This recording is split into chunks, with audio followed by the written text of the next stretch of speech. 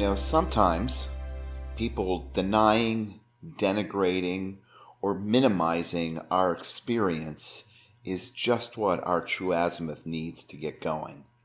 Such is the case for M.K. McDaniel, our guest today. She is the author of Misfit in Hell to Heaven Expat. She's from Gig Harbor, Washington, and she joins us today to tell us her true azimuth story. Hi, MK. Hi, Scott.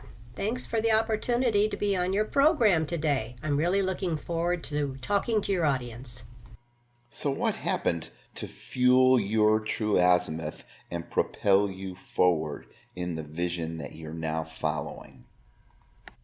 A time I struggled to follow my true azimuth began while I was in a coma and suddenly found myself in hell, having a near-death experience. Prior to this, I'd been taking care of a friend of mine who had leukemia, and it was a long process. I had to go to Seattle and be with him and another caregiver for almost 8 months.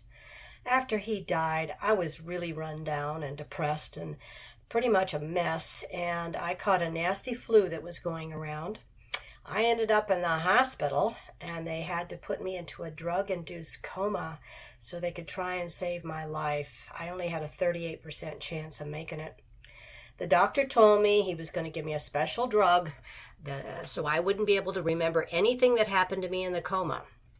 But somewhere in the darkness of that 3-week space, I awoke and found myself amid demons in a place that I'd been taught about all my life as a Catholic since I was a child.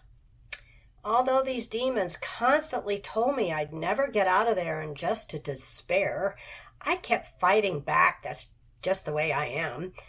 And in a place with no time, it felt like a couple of years before I was able to escape. After I did, I was totally surprised to find myself in heaven. I was filled with joy and love and bliss.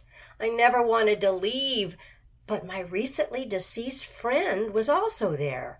And he came up to me and said, "MK, you've got too much work left to do."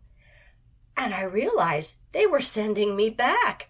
I was so angry and disappointed when I woke up in the hospital out of that coma.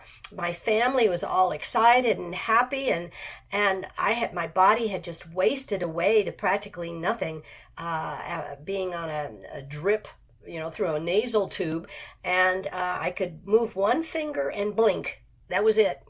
I overheard the doctor saying that I probably was brain damaged and I would never be the same. This was a horrible thing. I was only 53 years old. And then when I tried to tell my family what happened to me in the coma, they wouldn't believe me. They said it was bad dreams or because of all the drugs I'd been given. But I knew it was real. It took me 10 years to find a group called IANDS, the International Association of Near-Death Studies in Seattle. It's a huge group of people all over the world who have had NDEs. And after listening to many of them speak and reading their uplifting stories, I knew I must explain to people how to avoid going to hell and save them from an experience like I had. So 20 years after my distressing NDE, I finally wrote my book, Misfit in Hell to Heaven Expat.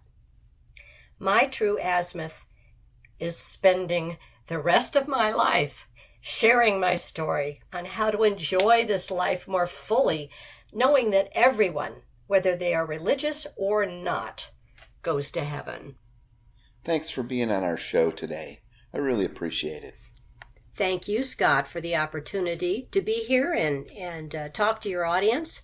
If they're interested in knowing more about me or my story, they can check me out on my website, www.misfitinhelltoheavenexpat.com. Thank you. Take care.